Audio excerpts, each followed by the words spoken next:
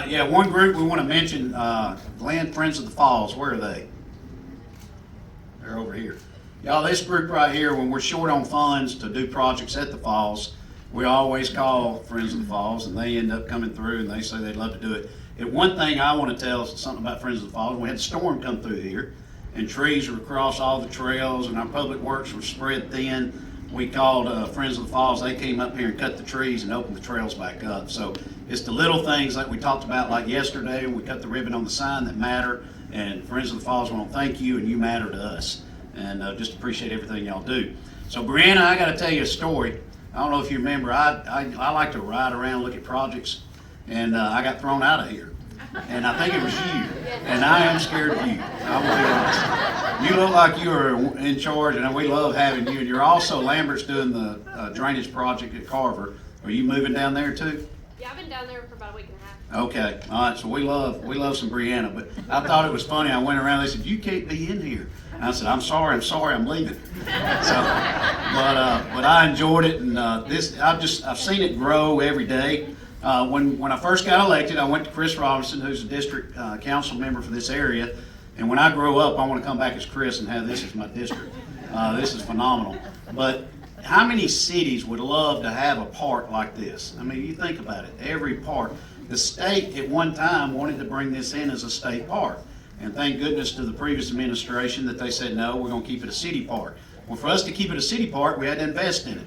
So when Chris and I got to talking with John Moore, we said, how much does the falls generate? What generates the Christmas lights? About 1 to 1.3 million, give and take, according on the weather, for Christmas lights. Well, I'm a Dave Ramsey guy, and I said, why don't we just borrow from ourselves instead of not having to borrow and going to the bond market, and let's just borrow from our undesignated fund, and let's pay our undesignated fund back, or what we call our capital improvement fund, our 320, 340 fund, and let's just pay ourselves back the money that we take from there. So this project ended up being, Heath or Brandon, about 13, is that am I right? 12 million dollars. So for the next 11 years, we're going to 10 and a half years, the money that's generated from Christmas on the Lights will pay back this project. So I thought that was a good move to be able to, wise use of taxpayer dollars to be able to make this happen. Now y'all, I want to tell you, Heath Williamson is over here, and if his crew, everybody, Ryan, we call him Little Heath, but the engineering department, if they're not working, the city's not moving. And I mean that sincerely. And I try very cautiously to include Heath on meetings, and when we're done, I always say, Heath, going back to your work office, because Aaron needs you, and we need some work to be done. Because y'all, they are a stellar group. Yes, could they make money somewhere else more than what they're making for the city of Gadsden? Probably. But the first time I met Heath, I said, Heath, I want to do this. I want to move this highway. I want to build a campground. He said, absolutely, absolutely. I thought, man, he's my guy. So, Heath, I want to say thank you to you. Thank you to Goodwin Mills and Kaywood, and thank you to Lambert for what y'all are doing and what you see as a vision for the city of Gadsden. This is all part of the Grow Master Plan, and some people don't like seeing, hearing that over and over and over, but this is what the people wanted.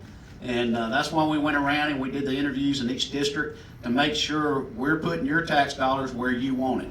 Are there any campers here? Just walk, there's one over there, that are here camping right now? Okay, good, that's great. You want to say anything? Okay. We've camped here a lot in the past, and it was really getting bad. But we're from Springville, so it's really close, and we just come up this weekend, and it's unbelievable. Well, thank you. And this is why it's here, is people like you. So we appreciate you, and thank you for speaking up. So somebody had asked me about the trees. Where'd all the trees go?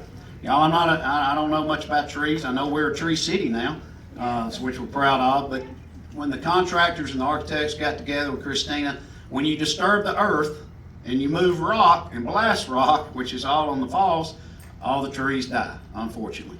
So that's what happened to the trees. And now Christina came back, and we had a change order, I think, I'm not sure. But you said, do you want to go back and do it halfway and do some pines and some hardwood? I said, no, let's go all hardwoods. So Gunnersville State Park went through this same situation, and the trees will all grow. You see them planted everywhere. Give it 2 to 3 years, and we'll have a lot more shade than we have today. But you got to crawl before you walk and walk before you run. And somebody told me the other day, said, man, y'all moving too fast. No, I think Gadsden's been needing to sprint. So if there's 5 gears in the car, we're hitting 6 gears. So get ready. More things are to happen here in the future, and we're about to make some big announcements. And we're excited about the city of Gadsden, excited for you. And I'm a citizen of Gadsden, of course, but I love my city and I love representing you as mayor. And I can't say enough good things about this project here today. Heath, Christina, Chris Robinson, John, and to the contractors, thank y'all and the architects. This is phenomenal. And to hear the campers say what they said, this is what it's all about. So let's cut a ribbon, Michael. All right.